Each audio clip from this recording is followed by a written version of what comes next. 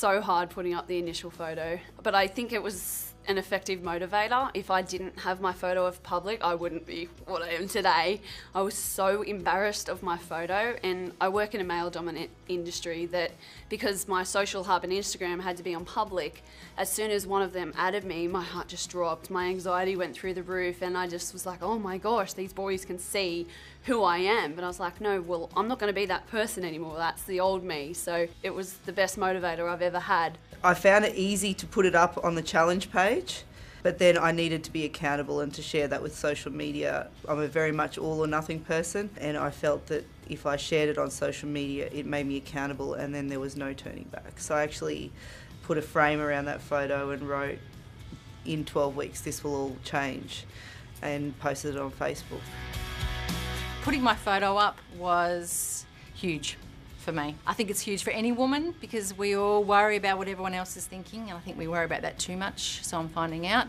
Taking the photo was hard. I mean, I've been married for 10 years, been with my husband for 20 years, and him just standing in the bathroom in my undies and bra and him taking that photo of me when I'm fat.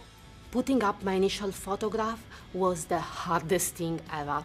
Initially, I thought to enter the challenge as a private entrant, so with a private profile, so that no one would be able to see my photo. And then I thought about it, and I thought, you know what, if my photo is up there, I have to finish it. I want to put an after photo next to the before photo. I can't just leave it incomplete. I'm quite happy to have a photo, but then I see the photo and it was shocking to me what I looked like in the photo.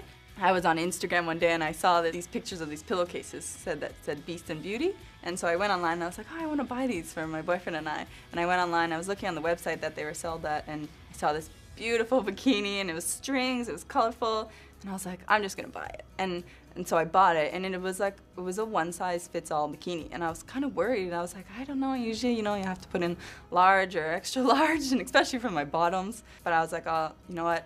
This is just gonna motivate me. So I bought it, and it came in the mail, and it was so small, and I was like, oh, I don't know about this. I'm so unsure. I might have to give it away. I never took the protective sticker off it because I was like, if I have to give it away, I just want it to be brand new. So I hung it on my wall, and I was like, you know what? Every day I wake up, that's the first thing I see, and I would look at it and say, those strings, you don't want fat going through those strings. So it was really, really motivational to have that there.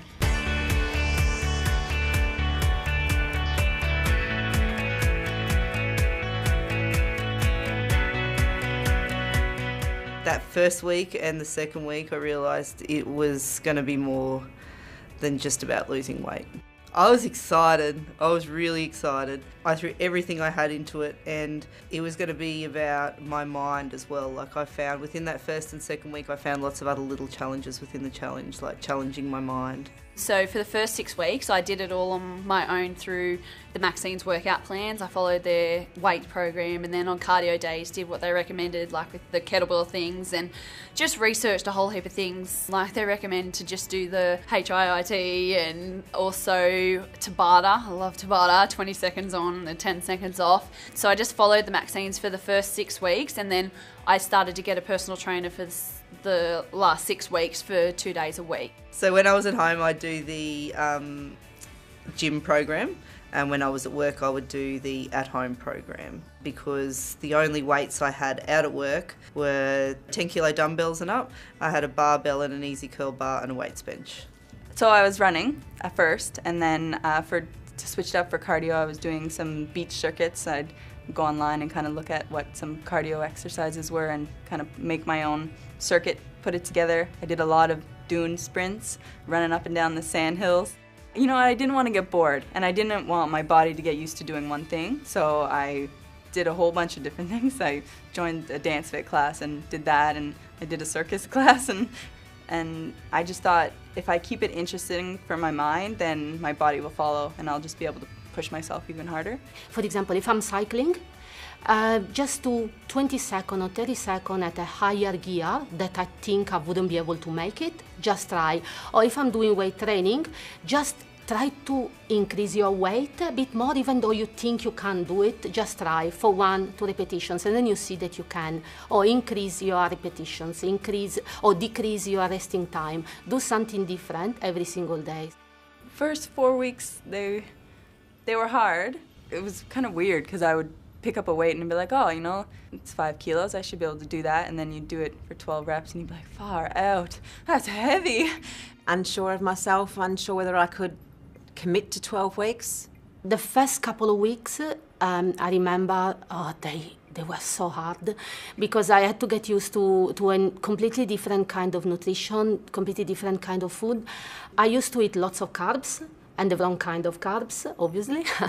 We were replacing a bad routine with a good routine. We knew every day what we were eating. We knew every day what we were doing with our training. We were doing the same things. We were on the same page. It wasn't boring to us. Like, that might be surprising for a lot of people, but to us, that's what we needed in our life. I think because we felt that like we were spiralling out of control for the last 12 months with everything going on in our lives, we were over that. And we were ready for the new chapter. And that's, I guess, why we were happy with the good routine replacing the bad routine. I never missed one gym workout the whole entire time. And yeah, I just wasn't gonna let myself go back. The nutrition for me was like 90%. Normally it's an 80-20 rule, but I said it's 90% for me was what I put in here. The transition with the nutrition was difficult because, I mean, I was going from overeating every day, every meal every day, to sticking to a nutritional plan where morning tea might be an apple. So it was difficult. I followed the nutritional plan fairly closely for the first 1 to 6 weeks, and then after that I just found that I was learning what was okay and what was a normal amount and what I should be eating and shouldn't be eating. So after that, you know, I started to use the nutrition plan as more of a guide. And getting used to not snacking at night after dinner, not having popcorn while I'm watching my TV shows, that was a big thing, and I kind of had to clear everything out of my cupboards and just have them bare because I couldn't even have it in there because I didn't want to have the temptation. I guess for me, being the chef, and being the camp manager too, so I was in charge of the camp, it was easy. I could the things that I knew I didn't have at work, I took with me. So like brown rice, my burn bars, my protein powder, you know, my BCAAs and my, you know, all that stuff I would take with me. Just meal prep. The first couple of days in, I would just meal prep. We had takeaway containers. I had a section in the freezer and I would just say, yep, you know what, don't touch this. This is mine. I am so addicted to the shakes.